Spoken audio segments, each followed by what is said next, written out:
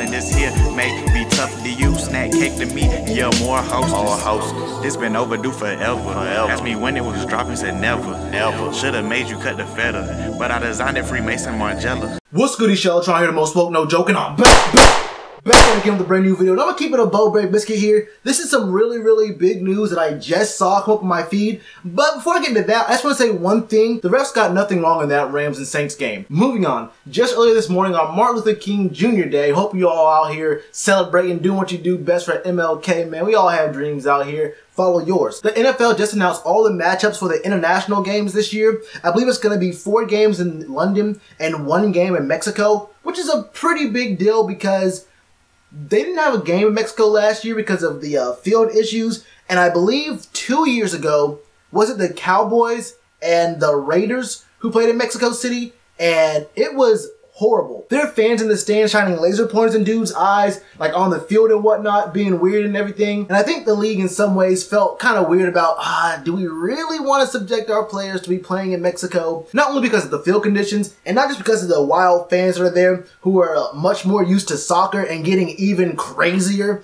during soccer games, but there's a lot of potential risk in sending a bunch of millionaires down to Mexico in one area, in a place where, let's just call it what it is, there's a decent amount of crime going on there. Let's be honest, but let's just be real with it. Mexico ain't really the best place right now to be holding these NFL games, but the NFL wants to expand and make the game international. Probably won't be any Canadian teams for a while, but I wholeheartedly believe in the next 5, maybe 10 years, there's going to be some teams in the UK, probably more than 1 team in the UK. But the point is, the Panthers are going to be playing their very first game in London this upcoming 2019 season. This is exciting news. I'm not going to lie to you. We were one of the last 3 teams in the league to actually get a London game, and these games started back in 07. So it's been about 11 years, and we're one of the only teams in the league who has not been given a London game. The other 2 teams were the Packers and the Texans, and I think the Texans have a game this year now. So now the Packers stand alone as the only NFL franchise to never play a game in London, which is kind of weird to me because I think that the Packers playing in London would bring a big boost into ratings because look, those games are at like what, 9 o'clock, 8:30 in the morning. People aren't waking up at 8 on the East, 5 a.m. on the West Coast to watch NFL games. But a bigger team like the Packers might just get a little bit of a boost. People want to watch the Packers. People want to watch Aaron Rodgers. So I'm kind of surprised that they haven't gotten them out there. That'll happen probably next year. It'll happen soon. But the Panthers playing in their very first London game is really exciting. I'm not going to lie. I really want to go to this game. This is history. Now, I don't want to be weird here and connect dots that aren't really there. But I'm going to say this right now. With David Tepper as our owner, the only negative for our team and our franchise, the organization that I can think of right now, is us having a kind of bad year, a mediocre year this season after starting off so well. And that's more an issue of injuries than it is like team performance in some ways. Maybe some coaching and scheming on defense.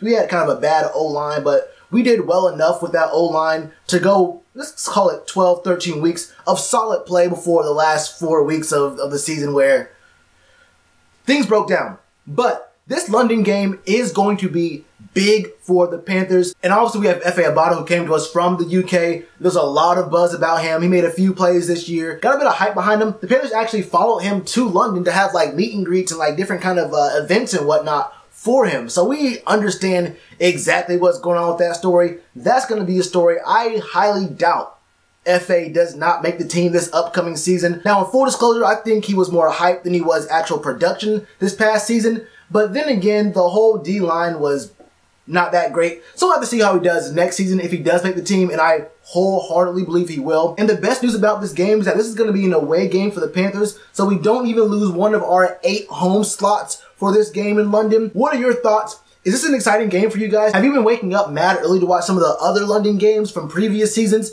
Are you going to be watching this one? Are you watching this video from London, the UK, or just Europe in general, and you're a Panthers fan and you think to yourself, I finally get to watch my Panthers play here. Treat yourself to a 3-4 hour distraction from Brexit, man.